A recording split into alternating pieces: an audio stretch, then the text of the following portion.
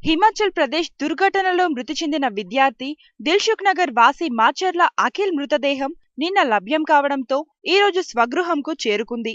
దీంతో దిల్సుఖ్ నగర్ లోని P&T colony శోకసముద్రంలో మునిగింది. కుటుంబ సభ్యుల రోదనలతో ఆ కాలనీ మొత్తం విషాదం నిండుకుంది.